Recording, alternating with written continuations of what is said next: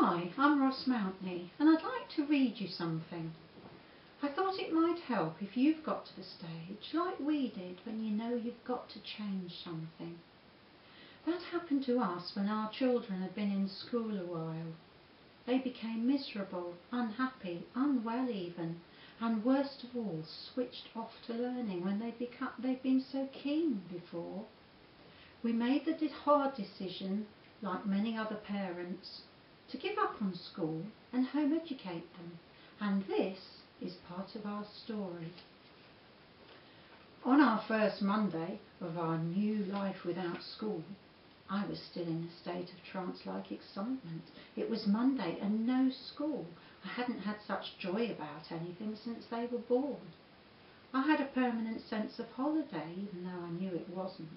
Even though I knew there would be worry and planning and decisions and strange challenges, like explaining to the lady at the swimming pool why our kids weren't in school. That aside, it felt like the world was at our fingertips. The world was our school. Curriculum was our life. Our approach would be tailor-made. The possibilities seemed endless. Taking them for a swim was like having our own private pool. Just a few old folks swimming sedately up and down with wrinkly arms and rubber-swathed heads, even some of the men. The women without the rubber smelled of extreme hairspray. Although it was a bit weird in there, sinister almost, with no other young people about. The afternoon had the children doing some beautiful art. It's almost as if their inspiration, their creativity and their motivation to do anything other than just watch a screen all day had been reignited. I saw that and regretted not doing it years ago, even though there's still a maths to sort out. Aside from all the education stuff, there's still the pressing concern of how I'm going to manage my time just when I've got it back after small childhoods have gobbled it up. But it's worth it. It's worth it to see those school bonds fall away from the children. The bonds that restricted their personalities, that constricted their joy of learning. Time restrictions, place restrictions, subject restrictions that squeezed their desire to learn until it ceased to breathe. My God, you can still even learn while you're sitting on the toilet. "Mum," yells the youngest through the toilet door to an accompanying tinkle. "Yes, darling." "How does the wee get in there?" A short biology lecture follows at 9 o'clock at night. It's still learning. The potential to learn all the time blows me away. If you're happy. It's all very well being happy, but I know there's some other things I must sort out pretty damn quick. Contact with others for one, and getting hooked up to the web. We're so antiquated out here, it's only just arrived. And what we're going to do, some kind of educational plan, and what we're going to tell folks, that seems the most daunting of all. "Not in school," said the lady at W.H. Smith's as she bagged up our new books. It's very bizarre being out and about in term time in the day with the girls when all the other kids are in school. We get looked at as if we're committing some kind of horrendous crime or something, having our children out and about on weekdays in public. "No, they don't go to school, they're home educated," I smiled at her helpfully. The smile was not returned. "Oh!" She took the money from my hand, being careful not to touch my skin, as if she was frightened she might catch something. "No school today?" asked the lady in the baker's when we got there for a sticky bun and a hot drink and to make a decision about whether we were going back for some more of the books. "No, they're home educated, they don't go to school." I smiled again. Hysterical laughter was the response this time, as if I'd just told her a cracking joke. I looked at the girls and they looked at me. I suspected they were beginning to feel as freakish as we did. We'd need to have a chat about this when we got home. "Out of school early?" asked the librarian when we eventually got there later. After what had gone on before, I felt like shouting, "No, piss off and mind your own business," but I behaved myself and rephrased it. "No, we're homeschoolers," I said a bit suspiciously. "Oh, well done. We have another homeschool family in sometimes. Do you know them?"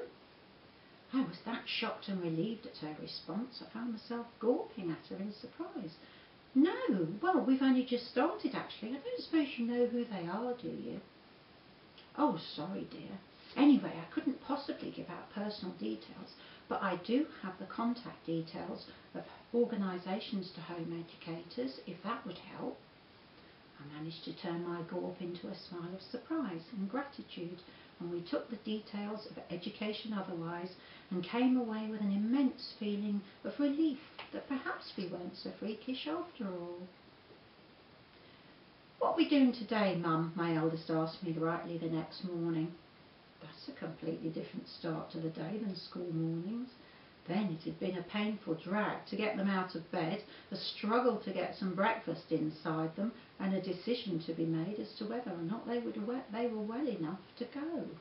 The morning conversations would generally go like this: "My head hurts," or "I don't feel well, I'm all stuffed up," or "I feel sick," or "My head's itchy again." Now they were out of bed, dressed, keen, busy, got new workbooks out and asking me difficult questions before I'd even had time to prise open my eyelids and my brain with an injection of caffeine. And it stays like that all day until they drop into bed willingly come evening, thank God. I'm not sure I'm going to be able to stand the pace, but we are so thrilled to have our kids back. We can hardly believe the transformation. I'm hatching a bit of a plan. As plans go, it's fairly flexible. That's how we want their learning to be, as flexible as their needs are. I intend to do some basic skills practice in the morning, some literacy, numeracy, science, stuff like that. And in the afternoons we'll do creative, inventive, experimental stuff, play, meet others, outings, physical activities, do the things they're interested in. And goodness, how they are interested in everything.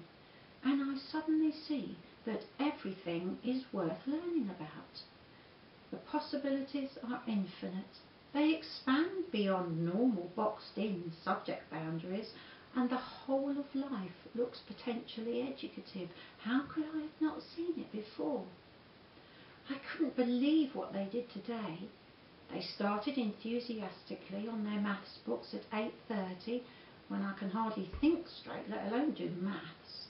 I know these maths books are a bit of a novelty, but it's still amazing.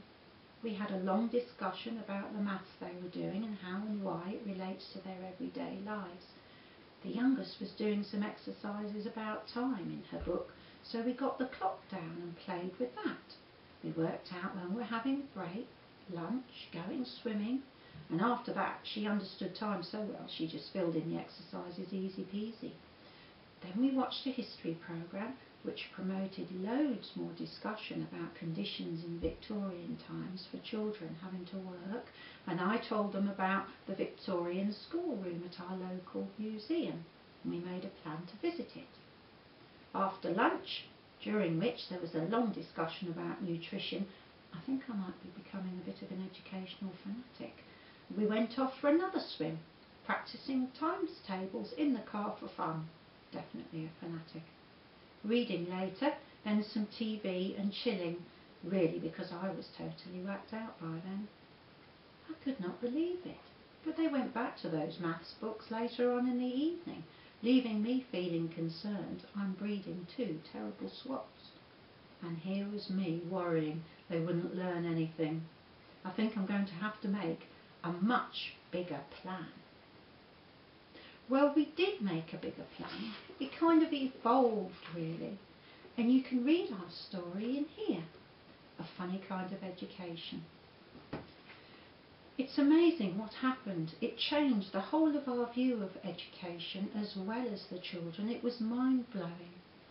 It tells how we laughed and cried, cringed sometimes, but created an educational life for our children without school. And yes, children can be educated without school, and it can be fun and exciting, and it can make them happy and make for a happy family life.